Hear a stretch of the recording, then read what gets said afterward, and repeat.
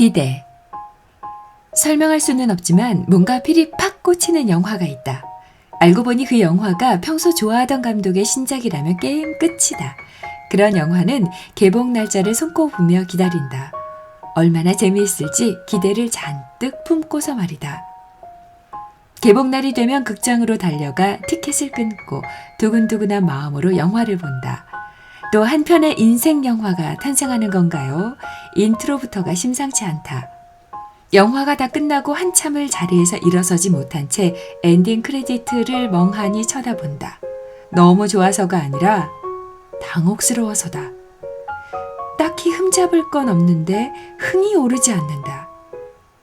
기대가 너무 컸던 탓일까? 영화가 좀 별로다.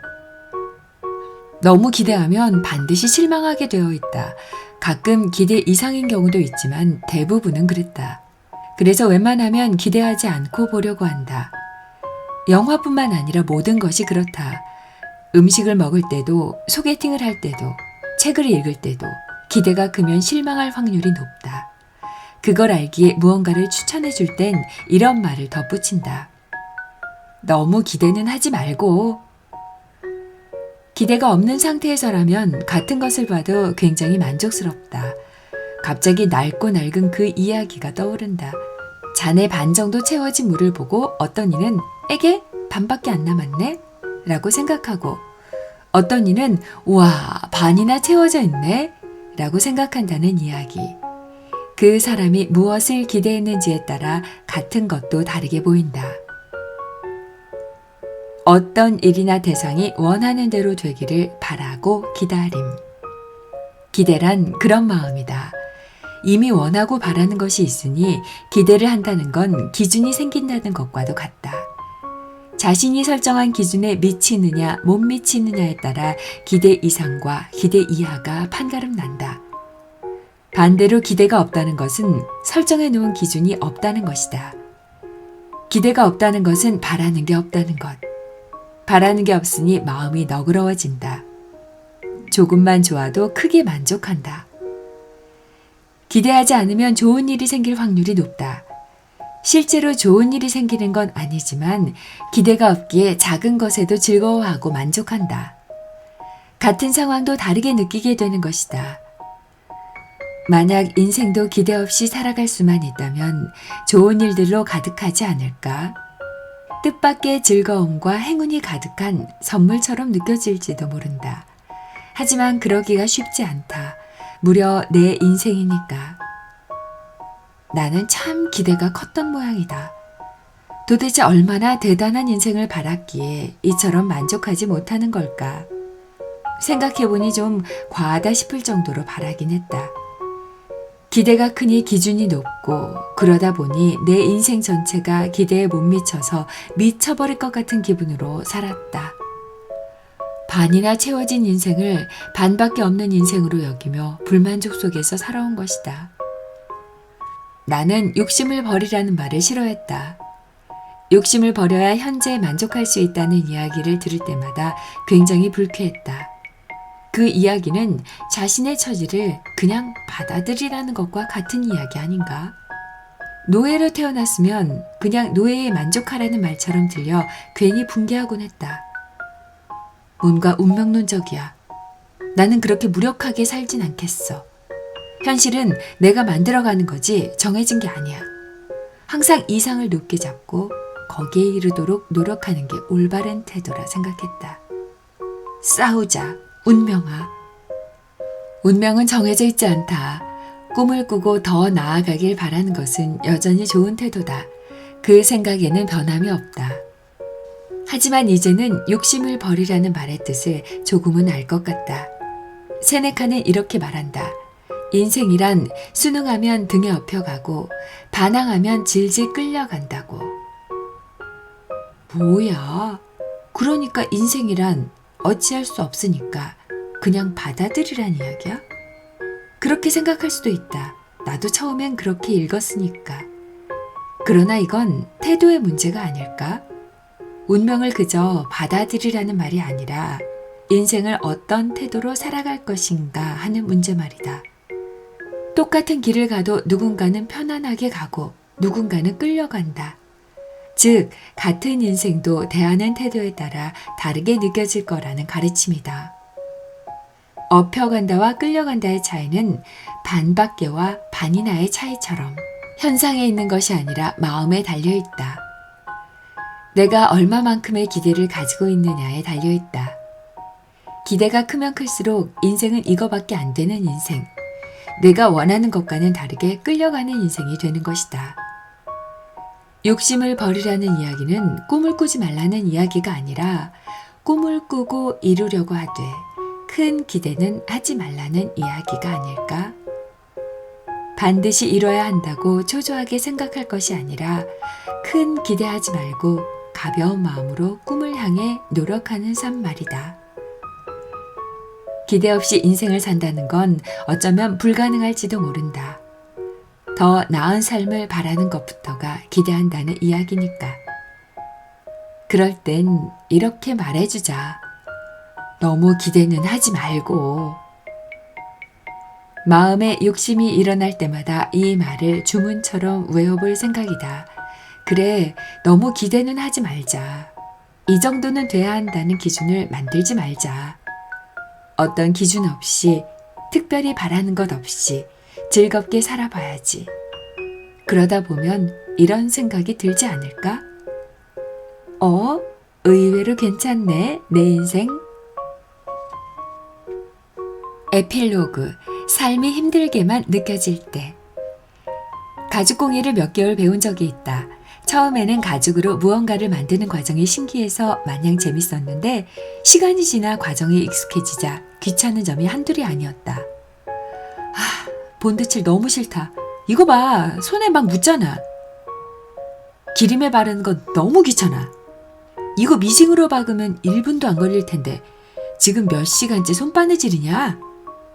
이 시간 이 돈을 들여서 이걸 만드느니 차라리 사는 게 낫겠어. 사는 게 훨씬 경제적이야. 귀찮은 과정들을 뿅 건너뛰고 짠 하고 바로 결과물이 나오면 좋으련만 그런 일은 일어나지 않았다. 그렇게 점점 흥미를 잃어가다 가죽공예를 그만두었다. 얼마 전 친구와 가죽공예 이야기를 하다가 내가 느낀 불만들을 이야기했더니 이런 대답이 돌아왔다. 무슨 바보 같은 소리야. 그게 진짜 재미있는 건데. 그의 말은 이랬다. 돈을 주고 사면 간편하지만 직접 만드는 이유는 결과물뿐 아니라 과정을 즐기려고 하는 거라고. 귀찮을 수도 있는 과정에 집중하며 잡생각 없이 온전히 몰입하는 시간. 답답할 정도로 느리지만 결국은 끝을 맺는 희열이 진정한 재미라는 말이었다. 결과물을 만들어내는 것만이 목적이 아니라 과정 자체가 목적이라는 이야기를 듣고 나는 무언가로 머리를 맞은 것 같았다. 이렇게 가까운 데서 현자를 만날 줄이야. 그랬다. 나는 과정을 즐기지 못했다. 나도 몰입하는 시간을 참 좋아하는데, 내 손으로 무언가를 만드는 걸 참 좋아하는데 왜 그런 걸 하나도 즐기지 못했을까? 솔직히 나는 과정보다는 결과에만 관심이 있었다. 얼마나 빨리, 편하게, 싸게 원하는 결과물을 만드느냐와 같은 경제적 관점으로만 바라봤으니 당연히 과정이 재미있을 리 없었다. 단순히 가죽공예만의 문제가 아니었다. 나는 인생도 그렇게 살지 않았던가.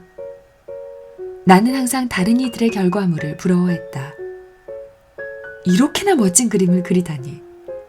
어떻게 이런 완벽한 소설을 쓸 수 있지?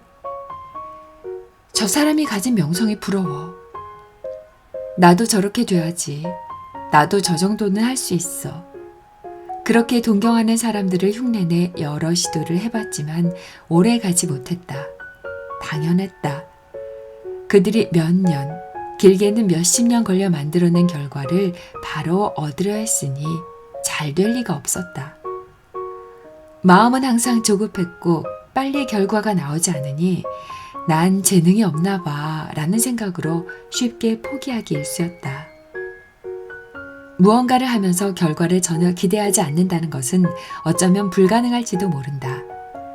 그러나 나는 결과에만 관심이 있었고 과정은 그 결과를 얻기 위해 견뎌야 하는 인내의 시간 정도로 생각했다. 과정 그 자체로도 충분히 재미있을 수 있다는 사실을 망각한 채 말이다. 그러니 쉽게 지칠 수밖에. 재미없는 걸 계속할 수 있는 사람은 드물다. 내가 부러워했던 사람들은 과정 자체를 즐기는 사람들이 아니었을까? 나는 항상 과정은 건너뛰고 결과를 바로 얻고 싶었지만 그런 일은 일어나지 않았다. 과정 없인 결과도 없다. 그리고 결과만을 바라보고 달려가면 과정이 괴롭고 힘들다. 꼭 좋은 결과가 온다는 보장도 없고. 똑같은 일을 해도 어떤 사람은 힘들다고 생각하고 어떤 사람은 재미있다고 생각한다. 취향이나 성격의 차이일 수도 있지만 그 사람이 그 일을 대하는 태도 때문일 수도 있다는 생각이 든다. 열심히 하겠습니다.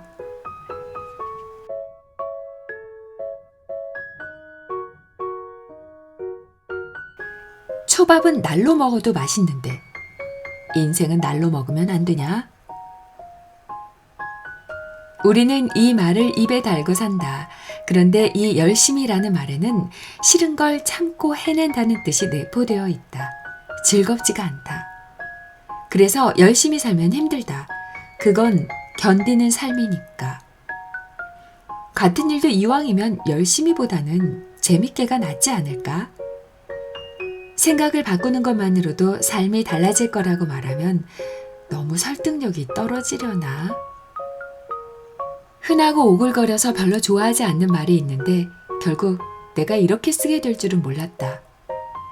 천재는 노력하는 자를 이길 수 없고 노력하는 자는 즐기는 자를 이길 수 없다.